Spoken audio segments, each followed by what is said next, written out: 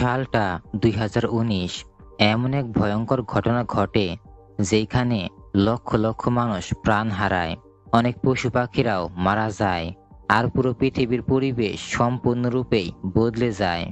মানুষের জীবন এক কঠিন সময়ের মধ্যে পড়ে যায়।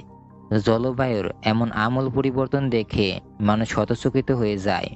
তারা কি করবে কিছুই বুঝে উঠতে পারে না যে তারা এখন ঠিক এই মুহূর্তে কি করবে। হ্যালো ডিয়ার ভিউয়ার্স, আসসালামু আলাইকুম।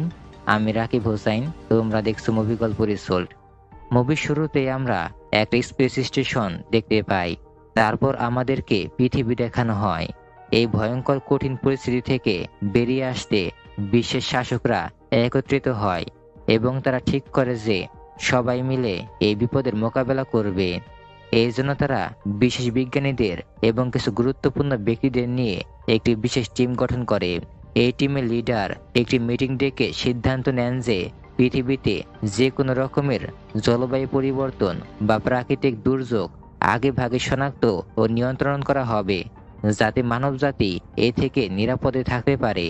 এই উদ্দেশ্যে একটি বিশেষ স্যাটেলাইট তৈরি করা হয়, যার নাম ডাচ বয়।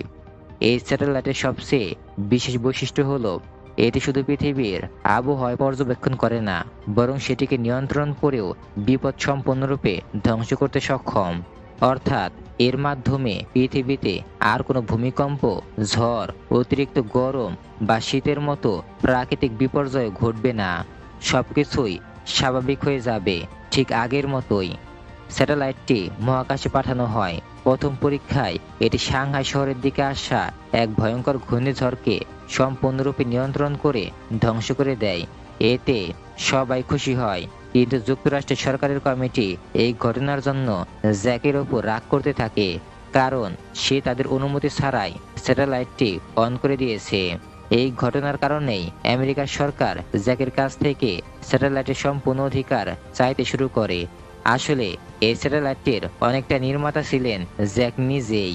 সরকার ও কিছু কর্পোরেট সংস্থা চায় যে এই স্যাটেলাইট বিক্রি করে বিশাল পরিমাণ অর্থ উপার্জন করতে, কিন্তু জ্যাক পৃথিবীর নিরাপত্তাকে বাণিজ্যের হাতিয়ার হতে দিতে চায় না। সে রাইটস দিতে অস্বীকার করে। এই কারণে জ্যাককে সেখানকার প্রজেক্ট থেকে বহিষ্কার করা হয়। এতে সে গভীরভাবে মানসিক কষ্ট পায়। তার ভাই তাকে সান্ত্বনা দেয় এবং জানায় যে কমিটি শুধু নিজেদের লাভের কথা ভাবছে। এরপর প্রায় ৩ বছর কেটে যায়।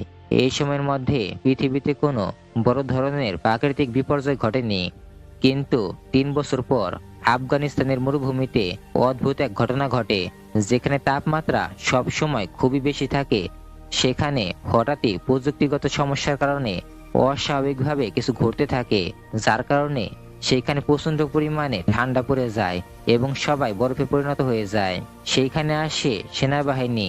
তাদের এই অবস্থা দেখে তারা ভীষণই ভয় পেয়ে যায় এবং একটা লোককে ধরতে গেলে তখনই তার হাতটা নিচে পড়ে যায়। তার মানে বোঝা যায় যে এখানকার সবাই তখনই মারা গিয়েছে। এই ঘটনা নিয়ে কমিটি আবার মিটিং করতে শুরু করে এবং সমস্যার সমাধান খুঁজতে শুরু করে, কিন্তু স্যাটেলাইটে যে কেউ গোপনে কিছু পরিবর্তন করছে সেটা কারোরই জানা ছিল না। জ্যাকের ভাইও মিটিং উপস্থিত থাকে। সে বলে, আমাকে যেতে দাও, আমি জ্যাককে রাজি করিয়ে আনবো। এ থেকে বোঝা যায় স্যাটেলাইটের নিয়ন্ত্রণ ও মানবজাতির ভবিষ্যৎ নিয়ে কি একজন গভীর ষড়যন্ত্র করছে। এরপর দেখা যায় জ্যাকের ভাই তার গ্রামের বাড়িতে এসেছে। তখন সে তার ভাতিজিকে দেখতে পায়। তখন তার ভাতিজি তার দিকে দৌড়ে আসে এবং বলে, তুমি এখানে কেন এসেছো? জ্যাকের ভাই বলে, তোমার বাবার সাথে আমার একটা কাজ আছে, এই জন্য আমি এখানে এসেছি। তারপর সে জ্যাকের সাথে দেখা করে। জ্যাকের ভাই তাকে আবার টিমে ফিরে আসার জন্য অনুরোধ করে, কিন্তু জ্যাক শুরুতে রাজি হয় না। সে বলে, আমি আর ওই প্রজেক্টে ফিরতে চাই না। তখন তার ভাই বলে যে, তুমি ভালো করেই জানো এই স্যাটেলাইটের নির্মাতা শুধু তুমি, আর তুমি সবকিছু ঠিকঠাক করতে পারবে। যদি কোনো টেকনিক্যাল সমস্যা দেখা দেয় তাহলে শুধুমাত্র তুমি ঠিক করতে পারবে। পৃথিবীর বিভিন্ন জায়গায় বিভিন্ন সমস্যা দেখা দিয়েছে, যার কারণে তোমাকে সেখানে যেতেই হবে। শেষ পর্যন্ত সে ভাইয়ের কথায় রাজি হয়ে যায় এবং সে তার মেয়ের কাছ থেকে বিদায় নেয় এবং আবারও পুরনো টিমে যোগ দেয় এবং সে তার মেয়ের কাছ থেকে বিদায় নিয়ে সেখান থেকে চলে যায়। এরপর জ্যাক তার পুরনো টিমের সাথে মিলিত হয়, যে দলটি একসময় তার সাথে স্যাটেলাইট তৈরিতে কাজ করেছিল। সেই স্যাটেলাইটের নাম ছিল ডাচ বয়। এটি ছিল এক বিশাল স্যাটেলাইট নেটওয়ার্ক, যার সাথে অসংখ্য ছোট ছোট সাব স্যাটেলাইট যুক্ত ছিল। প্রতিটি দেশেই এর জন্য আলাদা করে বিজ্ঞানী নিয়োজিত ছিল, যারা তাদের দেশের আবহাওয়া ও প্রাকৃতিক পরিবর্তন পর্যবেক্ষণ করত। জ্যাক এবং তার দল মহাকাশে গিয়ে তদন্ত করতে শুরু করে, আসলে কোথায় সমস্যা হচ্ছে তা খুঁজে বের করার জন্য। এক পর্যায়ে আমরা এক ভারতীয় বিজ্ঞানীকে দেখতে পাই, যে তার ফাইলগুলো নিয়ে রেডি করছে। তখন সে সেই ফাইলগুলোকে একটা লকারে রেখে সে অন্য জায়গায় চলে যেতে থাকে। তখন সে একটা জায়গায় পৌঁছালে ভুলবশত একটা বাটন অন হয়ে যায়, যার কারণে সে ছিটকে গিয়ে মহাকাশে গিয়ে পড়ে, আর সে সেখানেই তৎক্ষণাৎ মারা যায়। এই জিনিসটা দেখে বোঝা যায় যে কেউ হয়তো তাকে হত্যা করেছে এবং এটা প্ল্যান করে করা হয়েছে। এরপর দৃশ্য পরিবর্তন হয়ে হংকং শহর দেখানো হয়, যেখানে প্রচন্ড পরিমাণে গরম পড়েছে। এক ব্যক্তি রাস্তায় হাঁটতে হাঁটতে নিজের হাত থেকে ডিমের কেসটা পড়ে যায়, আর তখনই ডিম বাইরে থেকে বেরিয়ে আমলেট হতে শুরু করে। তার মানে বোঝাই যাচ্ছে যে শহরের তাপমাত্রা কতটা পরিমাণে বেড়ে গিয়েছে। আর তখনই দেখা যায় মাটি ফেটে লাভা বেরিয়ে আসছে।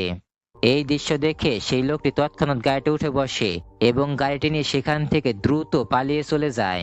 আর এই দিকে দেখা যায় শহরের অবস্থা খুবই খারাপ হয়ে যাচ্ছে। সে তৎক্ষণাৎ গাড়ি নিয়ে সেখান থেকে পালাতে থাকে, আর বিল্ডিং গুলো যেন ধসে যেতে শুরু করেছে এবং অনেক মানুষও মারা যাচ্ছে এই চরম তাপমাত্রার কারণে। শহরের ভেতরের ভূতাপ এতই বেশি যে যার কারণে মাটি ফেটে আগুনের মতো বাতাস বের হতে শুরু করে। তখন লোকটি কোনো রকমে নিজেকে বাঁচিয়ে একটা সেতুর উপর উঠে যায় এবং সকল মানুষ বাইরে বেরিয়ে শহরের এই অবস্থা দেখতে থাকে। মানে শহরের অবস্থা খুবই খারাপ হয়ে গিয়েছে। এরপরই আমরা সেই ব্যক্তিকে আবারও দেখতে পাই, যে স্যাটেলাইট সিস্টেমের সঙ্গে সংযুক্ত থেকে কাজ করছে, পরিস্থিতি নিয়ন্ত্রণ করার চেষ্টা করছে। কিন্তু সে আবিষ্কার করে যে কেউ একজন সিস্টেম হ্যাক করেছে। স্যাটেলাইটের সমস্ত নিয়ন্ত্রণ একটি অজানা হ্যাকার দখল করে নিয়েছে। এখন যদি দ্রুত কিছু না করা হয়, তাহলে এই হ্যাক করা সিস্টেমটা পুরো পৃথিবীর প্রতিটি দেশের উপর প্রাকৃতিক দুর্যোগ তৈরি করবে। তারা সতর্কবার্তা পায় যে যদি স্যাটেলাইটের নিয়ন্ত্রণ ফিরিয়ে আনা না যায়, তাহলে সারা পৃথিবীতে একের পর এক বিপর্যয় ঘটবে। এই ঘটনার পর সবাই জিওস্টর্মের কথা স্মরণ করতে শুরু করে, যা এক ভয়ঙ্কর বৈজ্ঞানিক ধারণা যা পুরো পৃথিবীকে শেষ করে দেবে। এমন এক ঝড় যা সমগ্র পৃথিবীর জলবায়ুকে ধ্বংস করে দিতে সক্ষম। ভূগোলবিদ এবং বিজ্ঞানীরা আগে থেকে সতর্ক করেছিলেন যে একদিন এই ধরনের জিওস্টর্ম ঘটতে পারে এবং সেটি পৃথিবীর সম্পূর্ণরূপে ধ্বংস ডেকে আনবে। এইদিকে আবারও দেখা যায় হংকং এর সেই ব্যক্তিকে, যে আগে থেকে জ্যাকের ভাইয়ের সাথে কথা বলছিল। তার অফিসে কিছু অচেনা লোক ঢুকে পড়ে, তখন সে একটা জায়গায় লুকিয়ে পড়ে। তারা তার অফিস থেকে সমস্ত তথ্য, ফাইল এবং ডাটা চুরি করে নিয়ে যায়। আর আমরা বুঝতে পারি যে এরা হলো সেই হ্যাকারের লোক, যারা স্যাটেলাইটটিকে হ্যাক করেছে। অর্থাৎ এই চোর বা হ্যাকাররাই সেই দল যারা ডাচ বয় স্যাটেলাইট সিস্টেমটিকে হ্যাক করে পুরো পৃথিবীকে ধ্বংসের মুখে ঠেলে দিচ্ছে। এরপর দেখা যায় জ্যাক আবার ফিরে এসেছে। সে তার পরিবারকে রেখে একাই সেখান থেকে চলে যায় যুক্তরাষ্ট্রের কমিটির সামনে, যারা এক সময় তাকে ডাচ বয় প্রজেক্ট থেকে বহিষ্কার করেছিল। কমিটির প্রধান তাকে বলেন যে স্যাটেলাইটের মেরামতের সময় আমাদের একজন সদস্য মারা গিয়েছে। তোমাকে বের করতে হবে যে আসলে তার মৃত্যু কিভাবে ঘটেছে। এছাড়াও আফগানিস্তান ও হংকং এ যে অদ্ভুত আবহাওয়ার পরিবর্তন ঘটেছে, তার কারণে তোমাকে খুঁজে বের করতে হবে। জ্যাক সব কথা মনোযোগ দিয়ে শোনে এবং বুঝতে পারে যে এটা শুধুমাত্র একটি টেকনিক্যাল সমস্যা নয়, বরং কোনো ধরনের বড় একটা ষড়যন্ত্র হতে পারে। এরপর সে পৃথিবীর বিভিন্ন দেশের সঙ্গে যুক্ত সব স্যাটেলাইট পর্যবেক্ষণ করতে শুরু করে।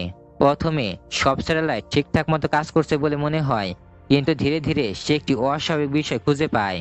সে বুঝতে পারে মূল বা মেইন স্যাটেলাইটটি ইচ্ছাকৃতভাবে এমনভাবে প্রোগ্রাম করা হয়েছে যাতে করে আফগানিস্তানে প্রবল ঠান্ডা বৃদ্ধি পায় এবং হংকংয়ে অস্বাভাবিক গরম পড়ে যায়। অর্থাৎ কেউ একজন স্যাটেলাইটটিকে ম্যানুয়ালি কন্ট্রোল করছে এবং ইচ্ছাকৃতভাবেই পৃথিবীর বিভিন্ন অঞ্চলে প্রাকৃতিক ভারসাম্য নষ্ট করছে। কিন্তু জ্যাক এখনো বুঝতে পারে না যে কে বা কারা এই জিনিসটা করছে। এদিকে হংকং এ সেই লোকটি যার অফিস থেকে ডাটা চুরি হয়েছিল, সে জ্যাকের ভাইকে ফোন করে বলে যে আমার কাছে খুবই গুরুত্বপূর্ণ তথ্য আছে, আমি নিউ ইয়র্কে এসে তোমার সাথে দেখা করছি, তুমি সেখানেই থাকো। জ্যাকের ভাই সঙ্গে সঙ্গে তার এক সহকর্মীকে নিয়ে নিউ ইয়র্কে পৌঁছে যায়। ওই লোকটি তার সাথে দেখা করতে যাচ্ছিল, রাস্তা হেঁটে জ্যাকের ভাইয়ের দিকে এগিয়ে আসছিল, কিন্তু হঠাৎ করেই পেছন থেকে কেউ একজন তাকে ধাক্কা দেয়, আর গাড়ির সঙ্গে ধাক্কা খেয়ে সে মাটিতে লুটিয়ে পড়ে। আর তৎক্ষণাৎ সে দুর্ঘটনায় সে গুরুতরভাবে আহত হয়। জ্যাকের ভাই দৌড়ে আসে এবং তার কাছে পৌঁছে যায়। সে তখন প্রায় মৃত্যুর মুখে। খুব কষ্ট করে বেশ কয়েকটা শব্দ বলে যায়। সেই কয়েকটি কথাই হয়তো সেই ষড়যন্ত্রকারীর পরিচয় উন্মোচন করতে পারত, কিন্তু সেই কথা শেষ করার আগেই সে মারা যায়। অন্যদিকে মহাকাশে জ্যাক ও তার টিম মিলিত হয়ে স্যাটেলাইট ঠিক করার চেষ্টা করে। তারা চেষ্টা করছে যে কোথায় ঠিক সমস্যা হয়েছে, কিন্তু তারা কিছুতে কিছু বুঝতে পারছে না। এরই মধ্যে জ্যাক জানতে পারে শেষবার যখন আফগানিস্তানে স্যাটেলাইটে সমস্যা হয়েছিল, তখন সেখানে এক বিজ্ঞানী স্যাটেলাইটের সম্পূর্ণ ডাটা এবং কোড একটা আলাদা ড্রাইভে কপি করে রেখেছিল। এখন সেই ড্রাইভটাই একমাত্র আসল চাবিকাঠি হতে পারে, যা দিয়ে জানা যাবে যে কে বা কারা স্যাটেলাইট সিস্টেমে ঢুকে এই বিপর্যয় ঘটাচ্ছে এবং এর পেছনে আসল উদ্দেশ্য কি। তারা পেন ড্রাইভটা আনার জন্য বাইরে চলে যায়, আর তখন একটা ত্রুটি দেখা দেয়। তার সিলিন্ডার লিক হয়ে যায়, যার কারণে সে মহাকাশে নিয়ন্ত্রণ হারিয়ে ফেলে। সে কোনোভাবে কোনো কিছু করতে পারছে না, কোনো কিছু ধরতেও পারছে না। তার এই অবস্থা দেখে সবাই অনেক ভয় পেয়ে যায় এবং সে অনেক কিছুর সাথে ধাক্কা খেতে শুরু করে, যার কারণে সে ভীষণই আহত হয়। তারপরে সে কোনো কিছু ধরতে পারে না এবং নিজেকে নিয়ন্ত্রণ করতে পারে না। মহাকাশে হারিয়ে যাবার আগেই সে শেষমেশ কোনো কিছু একটা ধরে নেয় এবং সে সেখান থেকে প্রাণে বেঁচে যায়। এরপর সে ভেতরে চলে আসে এবং সাথে করে পেন ড্রাইভটা নিয়ে আসতে পেরেছে। এখন তার হাতে রয়েছে অত্যন্ত গুরুত্বপূর্ণ সেই পেন ড্রাইভ। জ্যাক সেটি স্ক্যান ও বিশ্লেষণ করতে শুরু করে। স্ক্যানের ফলাফল দেখে সে স্তব্ধ হয়ে যায়, কারণ সে আবিষ্কার করে যে তাদের সবচেয়ে বড় এবং মূল টার্গেটই হলো এই স্যাটেলাইট, যার নাম ডাচ বয়। সেটির ভেতরে এক শক্তিশালী ভাইরাস প্রবেশ করানো হয়েছে। এই ভাইরাসটা এতটাই শক্তিশালী যে এটি শুধু স্যাটেলাইটের সিস্টেমে ঢুকেই তাকে বিকলই করে না, বরং সমস্ত লগ ইন আইডিকে ব্লক করে দেয়, যাতে করে কোনো বিজ্ঞানী বা টেকনিশিয়ান সেই সিস্টেমে ঢুকতে না পারে। আরো ভয়াবহ বিষয় হলো এই ভাইরাস স্যাটেলাইটগুলোকে এমনভাবে প্রোগ্রাম করে যাতে করে তারা নির্দিষ্ট এলাকায় আবহাওয়া সম্পূর্ণরূপে বদলে দিতে পারে। কোথাও তাপমাত্রা অস্বাভাবিকভাবে বাড়িয়ে দেয়, আবার কোথাও হিমশীতল ঠান্ডায় পরিণত করে। ঠিক এই কারণে আফগানিস্তানে তীব্র ঠান্ডা এবং হংকংয়ে অস্বাভাবিক গরম পড়ে গিয়েছিল। অর্থাৎ বোঝাই যাচ্ছে যে এটি কোনো প্রাকৃতিক বিপর্যয় নয়, বরং ইচ্ছাকৃতভাবে তৈরি এক প্রযুক্তিগত ষড়যন্ত্র। ওই সময় জ্যাকের মনে সন্দেহ জন্মায় যে আসলে এইসব ঘটনার পেছনে কে রয়েছে। সে তার ভাইয়ের সঙ্গে দেখা করে এবং গোপনে বলে যে আমার মনে হচ্ছে এই ঘটনার পেছনে আমেরিকার প্রেসিডেন্টই আছেন। তার যুক্তি ছিল প্রেসিডেন্ট চান যুক্তরাষ্ট্র যেন বিশ্বের একমাত্র পরাশক্তি হিসেবে টিকে থাকে। এই কারণে তিনি ডাচ বয় স্যাটেলাইটগুলোকে একটি অস্ত্রের মতো ব্যবহার করতে চান, যাতে করে অন্য দেশগুলোর আবহাওয়া ধ্বংস করে দেয়া যায়, কৃষি, অর্থনীতি, জীবনযাত্রা সবকিছু অচল করে ফেলে দেয়া যায়। জ্যাক বলে প্রেসিডেন্টের পরিকল্পনা হলো ধীরে ধীরে পৃথিবীর প্রতিটি দেশকে ধ্বংস করা, যাতে করে শেষে শুধু সেই দেশটাই বেঁচে থাকবে যারা তার অধীনতা মেনে নেবে। যারা তার সামনে মাথা নত করবে না তাদের দেশকে সম্পূর্ণরূপে ধ্বংস করে দেওয়া হবে। অর্থাৎ তার লক্ষ্য শুধু প্রভাব বিস্তার নয়, বরং পুরো পৃথিবীকে নিয়ন্ত্রণে আনা। তবে জ্যাকের ভাই প্রথমে এই কথাগুলো বিশ্বাস করতে চায় না। সে বলে, না, প্রেসিডেন্ট এমন কিছু করতে পারে না, নিশ্চয় তোমার কোথাও ভুল হচ্ছে। কিন্তু জ্যাক বুঝতে পেরেছে যে সত্যটা এর চেয়ে আরো গভীর এবং ভয়াবহ। আর এখন তার হাতে থাকা সেই হার্ড ড্রাইভটাই প্রমাণ করে দিতে পারে এই পৃথিবীটাকে ধ্বংস করার জন্য সবচেয়ে বড় ষড়যন্ত্রটি কে করছে। এখানে আমাদের প্রথম পর্বটি শেষ হয়ে যায়। এখানে শেষ হলো আমাদের আজকের ভিডিও। আশা করি ভিডিওটি আপনাদের ভালো লেগেছে। যদি ভিডিওটি ভালো লেগে থাকে তাহলে সুন্দর একটা লাইক দিয়ে আপনার গুরুত্বপূর্ণ মূল্যবান মন্তব্যটি আমাদের কমেন্ট বক্সে করে যেতে পারেন। আর আমাদের চ্যানেলটিতে যদি নতুন হয়ে থাকেন তাহলে সাবস্ক্রাইব করতে ভুলবেন না। দেখা হবে পরের ভিডিওতে, ততক্ষণ পর্যন্ত ভালো থাকুন। আল্লাহ হাফেজ, আসসালামু আলাইকুম।